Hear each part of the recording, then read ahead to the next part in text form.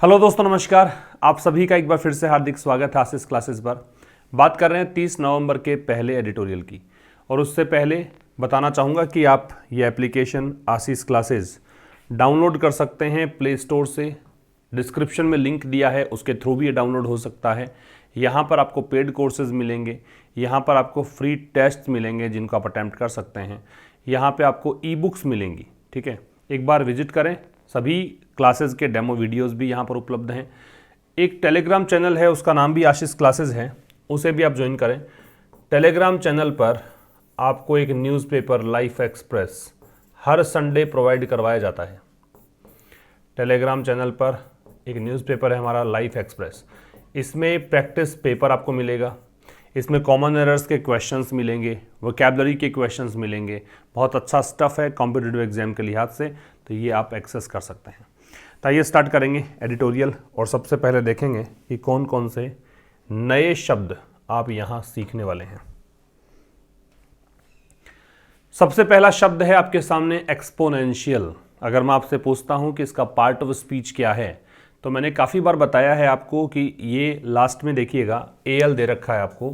तो जिन वर्ड्स के एंड में एल आता है, जैसे नेशनल आता है, फैक्शनल आता है, कम्युनल आता है ना, ट्रांजिशनल आता है, तो ये जो शब्द होते हैं वो क्या होते हैं? एडजेक्टिव्स होते हैं।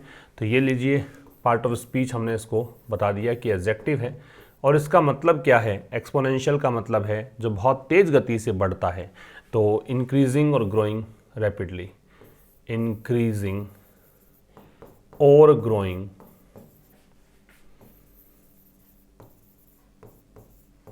इंक्रीजिंग और ग्रोइंग क्विकली, तेज गति से बढ़ने वाला वो होता है एक्सपोनेंशियल। ठीक है। दूसरा शब्द आपको दे रखा है फैसिलिटेट। क्या वर्ड है? फैसिलिटेट। इसका पार्ट ऑफ स्पीच है वर्ब। इसका मतलब होता है मेक इजियर। कोई भी काम हो रहा है उसे आसान कर देना, इसे कहते हैं फैसिलिटेट। या फिर किसी काम को होने में हेल्प करना, उसे कहा जाता है फैसिलिटेट। हेल्प कह सकते हैं, ऐड कह सकते हैं। तीसरा शब्द है पैग। पैग वर्ब के रूप में यूज किया गया है इस एडिटोरियल में। इसका मीनिंग है, आप कह सकते हैं फिक्स या फिर सेट। ये इसका मीनिंग है। मतलब अगर आपने किसी चीज़ की कीमतों को स्थिर कर दिया है, रोक दिया है कहीं पर, ठीक है, सेट कर दिया है, तो उसे कहा जाएगा क्या? पैग। अगला शब्द है अपसर्ज। अपसर्ज नाउन है। इसका मतलब इंक्रीज या ग्रोथ है, बढ़ोतरी, इंक्रीज या फिर क्या कहेंगे? ग्रोथ।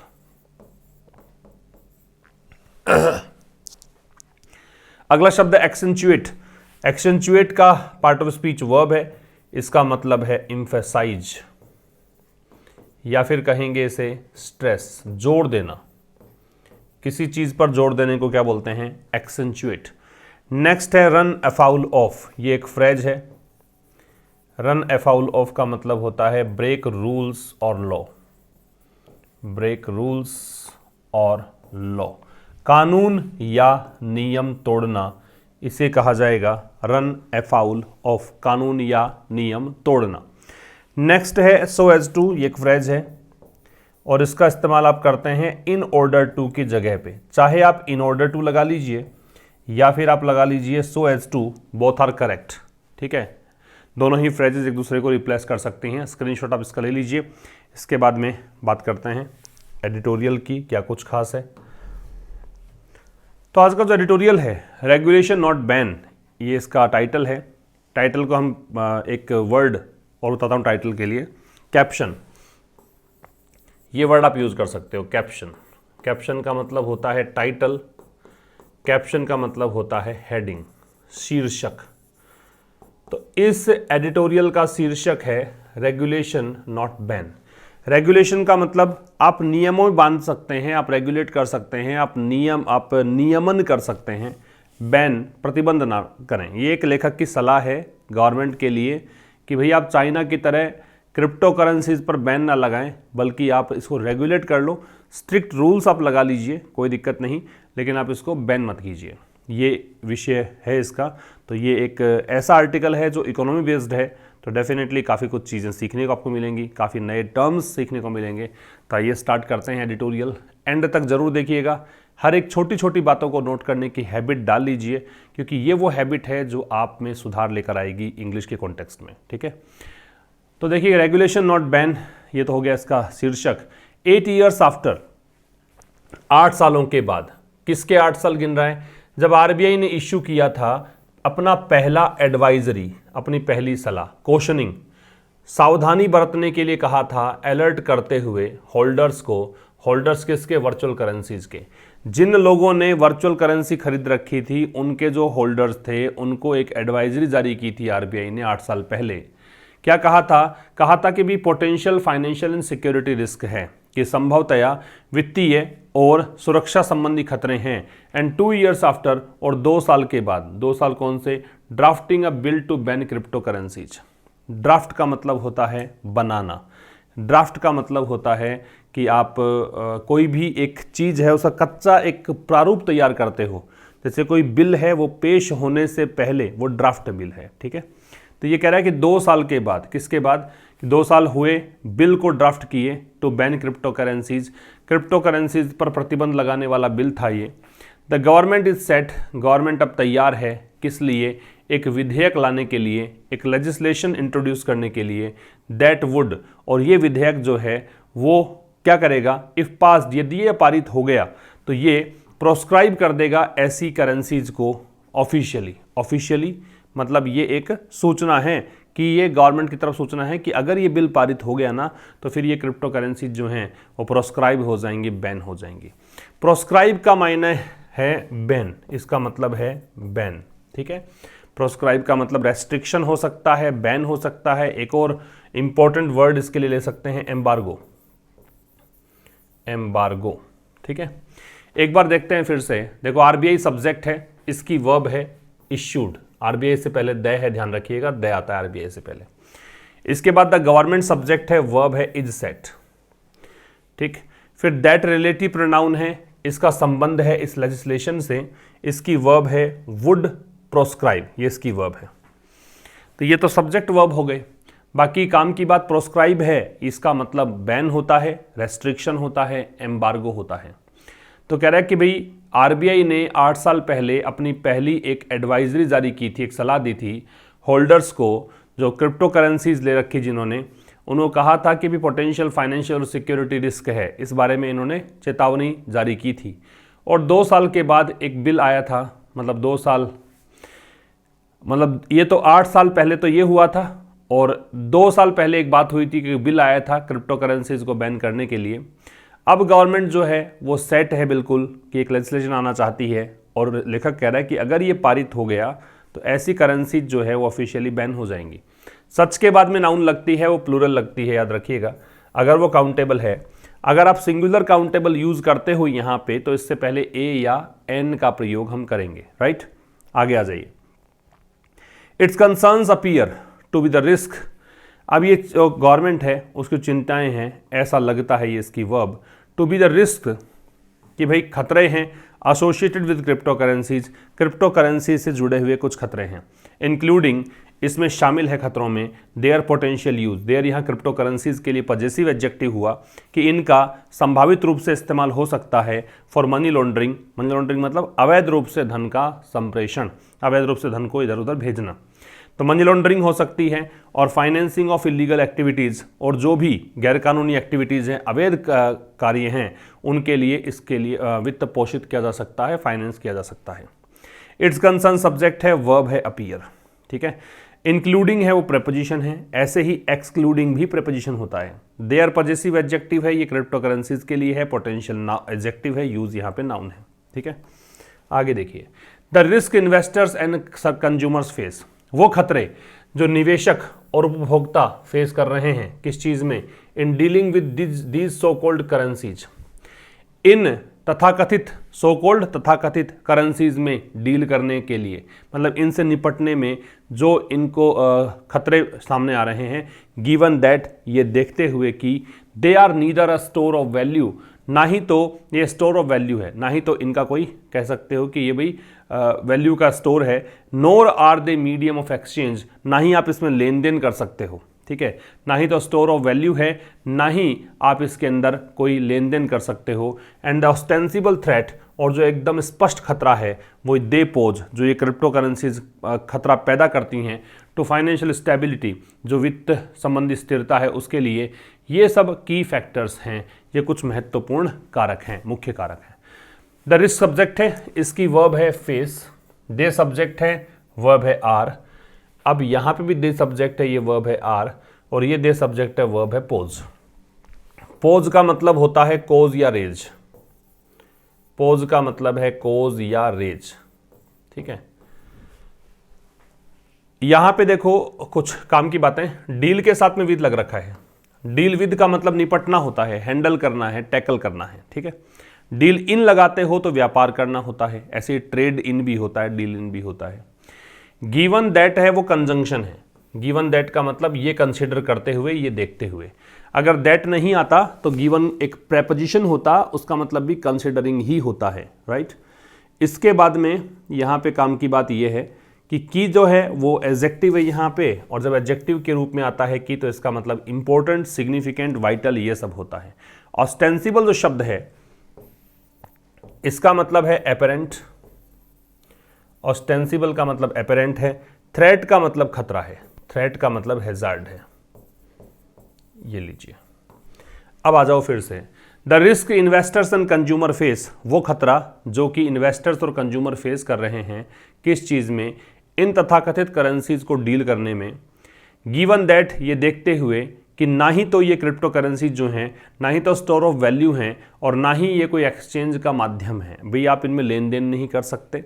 ना ही कोई ऐसा कि भाई आप ये कहो कि जैसे सोना है उसी तरीके से ये कोई वैल्यू आपको देने वाला है आगे कुछ वर्षों के बाद में, ऐसा भी नहीं है। और इसका एक सामने खतरा समझ में आता है, वो ये है कि फाइनेंशियल स्टेबिलिटी के लिए खतरा है, ठीक है।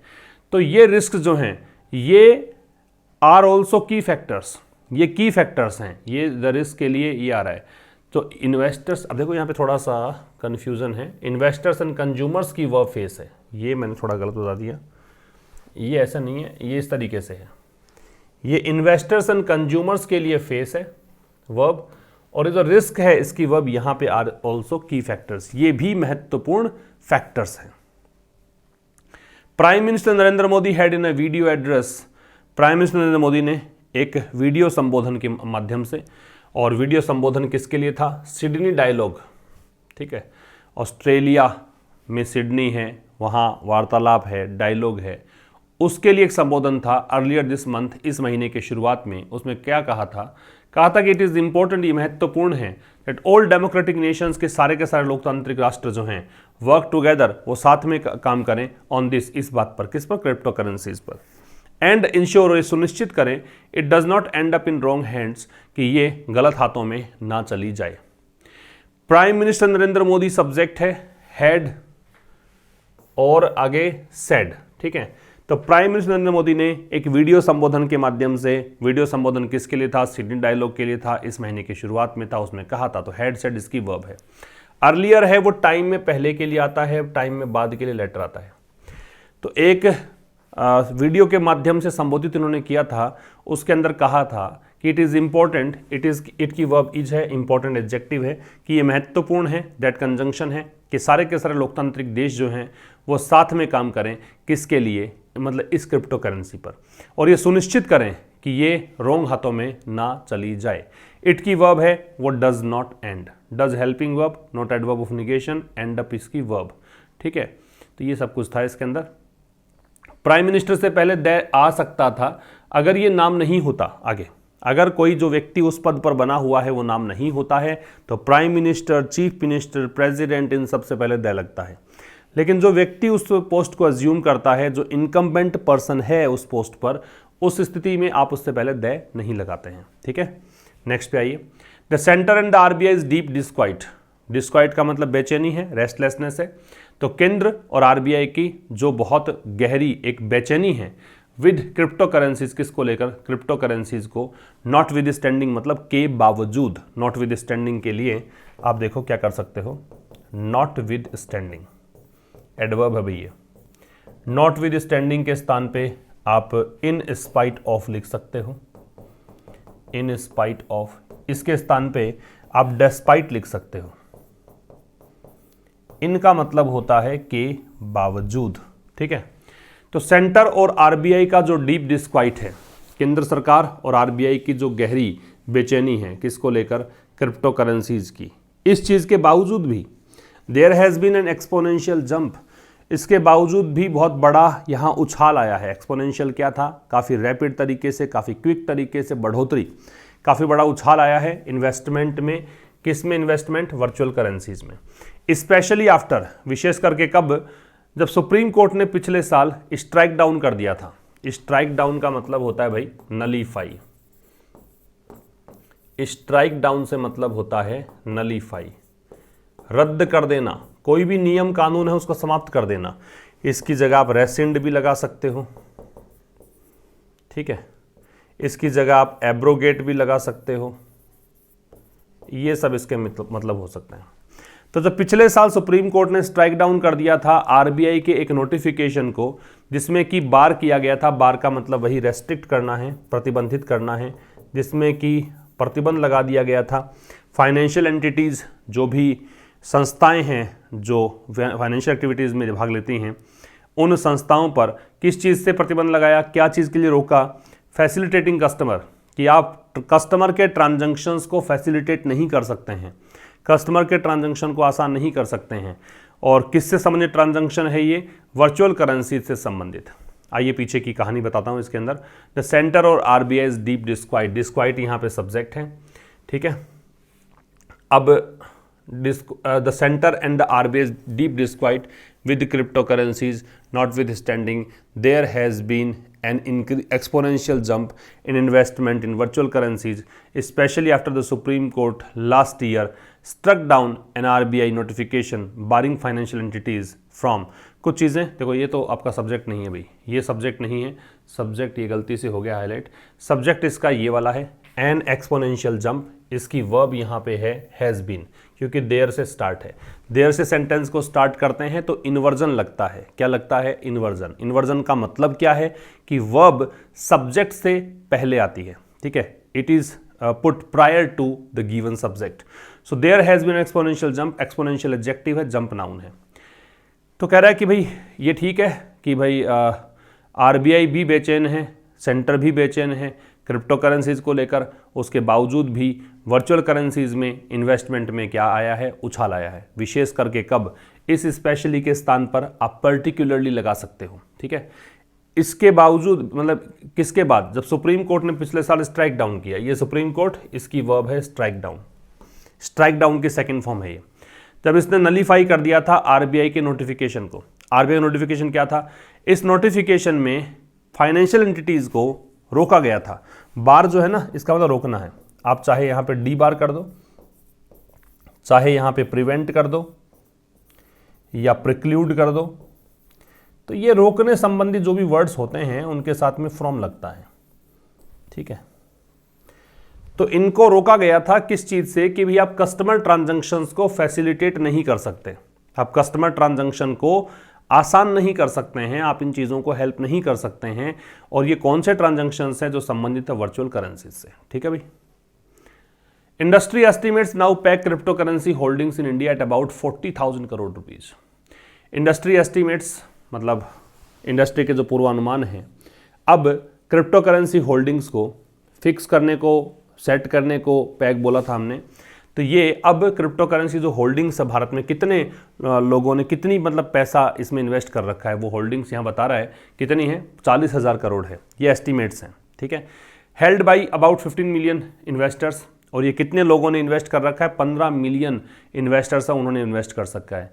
एंड एडवर्टाइजिंग ट्रेंड्स शो, और विज्ञापन वाले जो ट्रेंड्स हैं, रुझान हैं, वो दिखाते हैं, शो करते हैं एन अपसर्ज की बढ़ोतरी हुई है इन एड्स, मतलब विज्ञापन में, प्रमोटिंग ब्रांड्स, जिन विज्ञापनों में ब्रांड्स को प्रमोट किया गया है associated with investment virtual currencies, ये वो ब्रांड्स हैं जो एसोसिएटेड हैं, जुड़े हुए हैं किसके साथ, निवेश को लेकर, निवेश किस में, वर्चुअल करेंसीज में।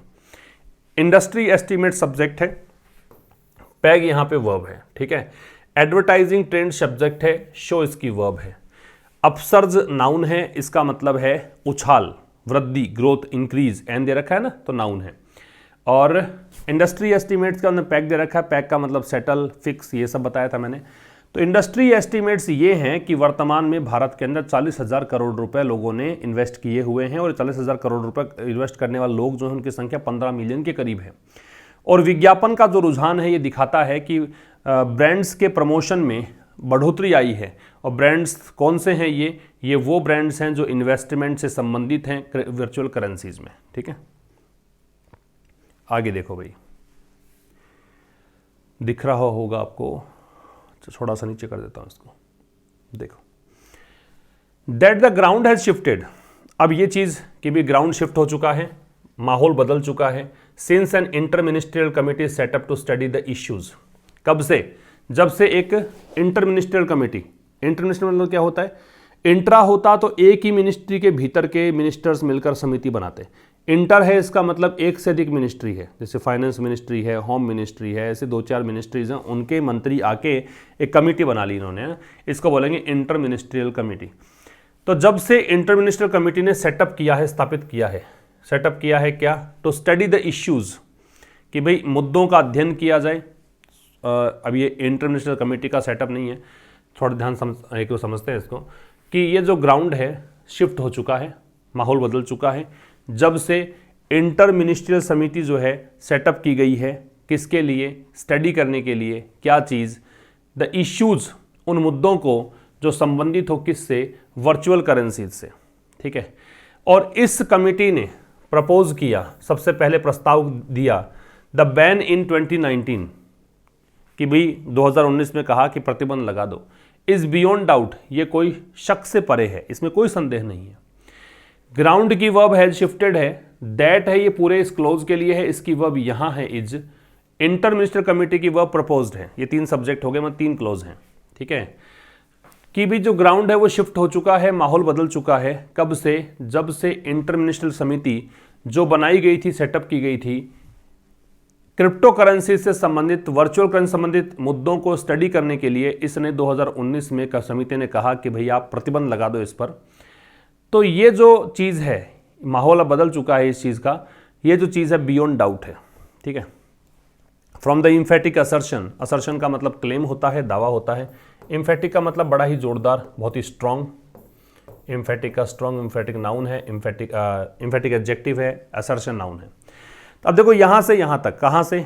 सबसे पहले तो बहुत ही स्ट्रॉन्ग क्लेम था इन दैट पैनल्स रिपोर्ट, उस पैनल की रिपोर्ट में, पैनल ये वाला, ठीक है, that no country across the world treats virtual currency, जिसमें कहा गया था, दावा किया गया था कि कोई भी देश ऐसा नहीं है पूरे विश्व में जो वर्चुअल करेंसी को डील करता है लीगल टेंडर के रूप में। अब ये समझो, ये टर्म है लीगल टेंडर, इसका मतलब होता है कोई भी नोट हो, कोई भी कॉइन हो, उसका आप लेन देन में यूज कर सकते हो, आप कर्ज चुकाने के लिए इसको ट्रांजैक्ट कर सकते हो, उसे कहा जाता है लीगल टेंडर। तो इस समिति ने में रिपोर्ट जो दी थी ना, उसमें एक बहुत ही स्ट्रॉन्ग क्लेम डाला गया था। ये कहा गया था कि कोई भी देश ऐसा नहीं है पूरे विश्व में जो इन करेंसीज को लीगल टेंडर के रूप में अनुमति देता हो, ट्रीट करता हो इसे। अब माहौल क्या हो गया है? कहा ना इसने ग्राउंड है शिफ्टेड, अब माहौल ये हो गया है। तो फ्रॉम यहाँ से शुरू हुआ और देखो यहाँ पे चला गया। प्रारंभिक बिंदु जो होता है वहाँ पे फ्रॉम लगता है, अंतिम बिंदु होता है वहाँ पे टू लगता है। तो यहाँ पे माहौल क्या है? A situation where earlier this year, एक ऐसी सिचुएशन कि इस साल के शुरुआत में, ये नाम है एल सेल्वेडोर, ये देश का नाम है, इसके लिए बता रखा है एडमिटेडली, मतलब ये ट्रू है, ये बात सबको पता है, ये स्वीकार है बात कि a small and heavily indebted nation, कि छोटा सा राष्ट्र है और इस पर कर्ज बहुत ज़्यादा है। इसने क्या किया? इसने ऑफिशियली डिक्लेयर कर दिया कि बिटकॉइन जो है वो एक लीगल टेंडर है, मतलब इसको आप डेट को चुकाने के लिए यूज कर सकते हो, लेन देन में यूज कर सकते हो। मच हैज चेंज्ड, बहुत कुछ बदल गया है in the adoption of private virtual currencies, किस चीज़ में? इस चीज़ को अपनाने में। और लास्ट में दे रखा है वर्ल्ड वाइड, मतलब पूरे विश्व भर में इसको अपनाने के लिए बहुत कुछ चीज़ें चेंज हो चुकी हैं। ठीक है भाई, क्या क्या बदला है? इस पैनल की एक रिपोर्ट थी, उस रिपोर्ट में बहुत ही स्ट्रॉन्ग दावा किया गया था कि कोई भी देश ऐसा नहीं है। तो नो कंट्री जो है इसकी वर्ब है वो ट्रीट्स है, नो यहाँ पे डिटर्मिनर है, कंट्री नाउन है। कोई भी देश पूरे विश्व में ऐसा नहीं है जो वर्चुअल करेंसी को लीगल टेंडर के रूप में ट्रीट करता हो। ठीक है, अब सिचुएशन ये आ गई है कि इस साल के शुरुआत में एल सल्वाडोर नाम का देश है, जिसके बारे में कहा जाता है कि छोटा देश है और बहुत ज़्यादा इंडेटेड है। नेशन यहाँ पे नाउन है, इंडेटेड एडजेक्टिव है, हैवीली एडवर्ब है, बहुत भारी भरकम इस पर कर्ज है। इस देश ने क्या किया, इस देश ने ऑफिशियल डिक्लेयर कर दिया बिटकॉइन को लीगल टेंडर। तो बहुत कुछ बदल गया, ठीक है। किस चीज़ में, प्राइवेट वर्चुअल करेंसी के अडॉप्शन में पूरे विश्व भर में। अब कह रहा है the pandemic has accentuated the global embrace of all things. Embrace का वैसे गले लगना होता है, यहाँ पे एक्सेप्ट करना है, यहाँ पे अडॉप्ट करना है, अपनाना है। तो पेंडेमिक, ये वैश्विक महामारी का जो दौर आया, इसने एक्सेंचुएट किया। एक्सेंचुएट का मतलब अंडरस्कोर, एम्फेसाइज, स्ट्रेस, जोर डालना, दबाव डालना, ये बताया था मैंने शुरुआत की स्लाइड में। तो इस पेंडेमिक ने बहुत ही जोर दिया है किस चीज़ पर, कि वैश्विक रूप से इन सब चीज़ों को सब चीज़ों को डिजिटली अपनाया जाए। चूँकि हम लॉकडाउन में थे, बाहर निकलना मुश्किल था, इसलिए सब चीज़ों का लेन देन हमने क्या किया, ऑनलाइन किया। तो कह रहा है कि पेंडेमिक ने इस बात पर जोर दिया कि पूरा विश्व क्या अपनाए, सभी चीज़ें डिजिटल अपनाए, इन्वेस्टमेंट करे टेक्नोलॉजीज़ में। टेक्नोलॉजीज़ कौन सी, enabling crypto currencies including blockchain. Blockchain एक मीडियम है, इंफॉर्मेशन प्राप्त होती है इसमें कि कैसे आपने लेन देन किया है, वो सारा डेटा यहाँ पे रहेगा ब्लॉकचेन में। इनेबलिंग, समर्थ बनाते हुए, योग्य बनाते हुए क्रिप्टो करेंसीज को, जिसके अंदर ब्लॉकचेन भी शामिल है। Appear to be no different, अब ये बात जो है वो बिल्कुल अलग नहीं नजर आती है, ठीक है। चेंज कितना हो गया है माहौल, ये बता रहा है। तो चेंज देखो, एल सल्वाडोर नाम के देश ने तो क्रिप्टो करेंसी को कह ही दिया कि भाई ऑफिशियल डिक्लेयर कर दिया कि अब लीगल टेंडर के रूप में इसका यूज़ कर सकते हो।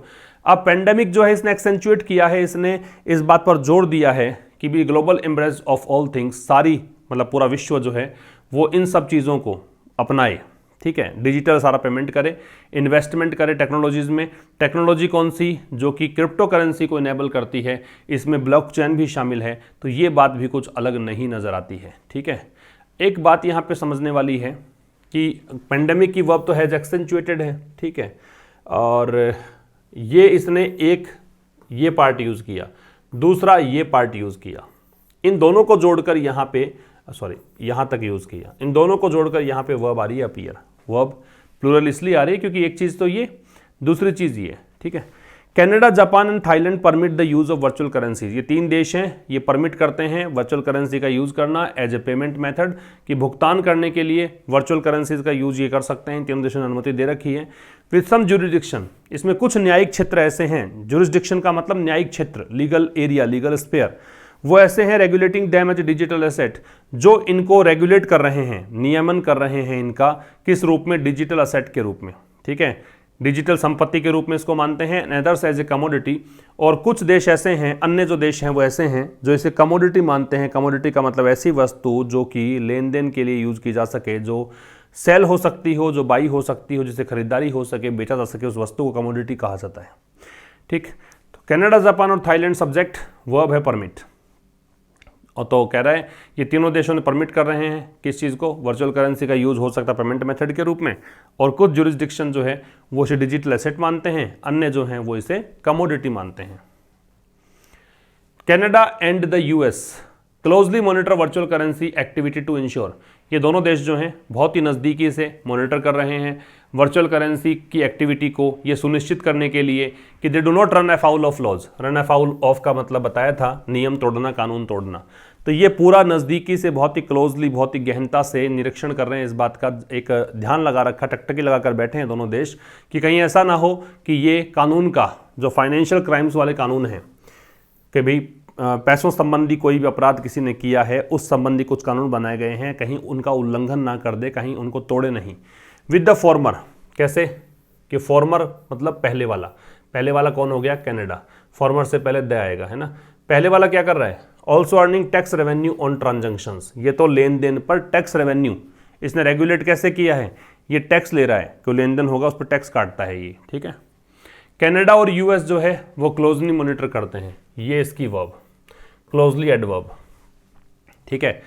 तो कनाडा और यूएस इसकी वर्ब मॉनिटर, क्लोजली एडवर्ब हो गया। ये वर्चुअल करेंसी को क्लोजली मॉनिटर करते हैं, वर्चुअल करेंसी एक्टिविटी को मॉनिटर करते हैं, किसके लिए कि कहीं ऐसा ना हो, दे यहाँ पे आ गया वर्चुअल करेंसीज के लिए, और दे यहाँ पे प्लूरल हो गया, करेंसीज मान के किया इसने ना, कि कहीं ऐसा ना हो कि ये कानून जो बने हुए हैं फाइनेंशियल क्राइम से संबंधित उनका उल्लंघन कर दे। कैसे किया है कि ये पहले वाला जो देश है, ये वाला, ये फॉर्मर का उल्टा लेटर होता है LATTER, ये भी डाल लीजिएगा आप, फॉर्मर का ऑपोजिट बनता है लेटर, LATTER, दोनों के पहले द आता है, ये बात ध्यान रखिएगा, ठीक है। इससे पहले वाला जो देश है वो टैक्स रेवेन्यू भी कमा रहा है ट्रांजैक्शंस पर। ऑल थिंग्स गिवन, इन सभी चीज़ों को देखते हुए, जो भी चीज़ें हैं इन सब को देखते हुए, इंडिया शुड एस्च्यू का मतलब होता है अवॉइड, भारत को क्या करना चाहिए। अब यहाँ पे जो दे रखा था टाइटल आपको शुरू में कि भी बैन मत लगाओ, रेगुलेट कर दो, ये बात यहाँ समझ में आएगी आपको कि सभी चीज़ें देखते हुए भारत को क्या करना चाहिए, बचना चाहिए। किस चीज़ से? टेम्पटेशन से। टेम्पटेशन क्या होता है? ल्योर, प्रलोभन से, ठीक है। तो भारत को बचना चाहिए प्रलोभन से। प्रलोभन क्या? कि भाई ज्वाइन चाइना, कि चाइना की तरह ही भारत प्रोस्क्राइब ना कर दे वर्चुअल करेंसीज को, मतलब बैन ना कर दे।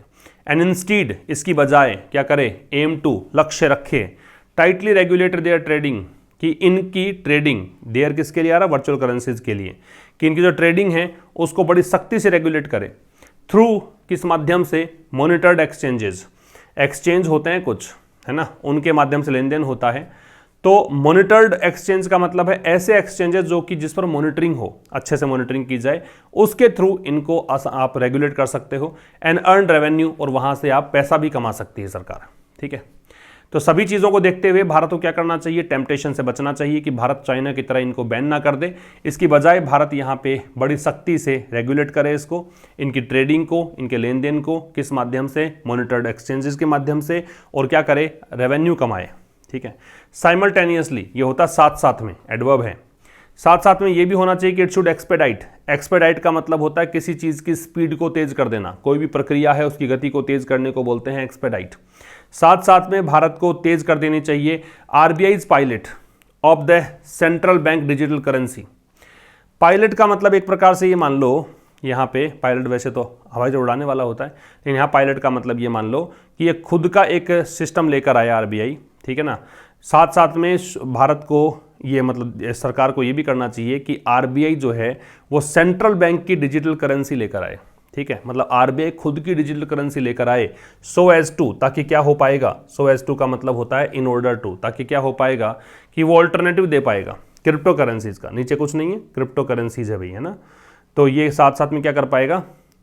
ताकि एक विकल्प मिल सके क्रिप्टो करेंसीज का, कि ठीक है वहाँ वाली इनवैलिड है, इलीगल मानते हो आप, सब कुछ ठीक है, तो आप खुद का एक सिस्टम चालू कर दो यहाँ पे, जिससे कि एक विकल्प मिल सके। ऑल्टरनेटिव का मतलब विकल्प होता है। इसकी जगह पे ऑल्टरनेट होता तो इसका मतलब एक छोड़कर दूसरा होता। ऑल्टरनेट का मतलब होता है एक छोड़कर दूसरा, ऑल्टरनेटिव का मतलब होता है विकल्प, और ऑल्टरनेटिव के साथ में क्या लगता है? टू लगता है, ध्यान रखिएगा।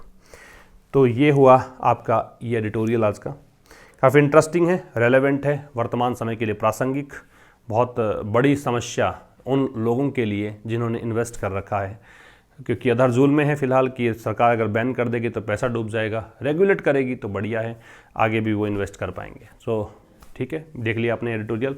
कल मिलते हैं ठीक शाम 5 बजे, तब तक के लिए नमस्कार, थैंक्स अ लॉट।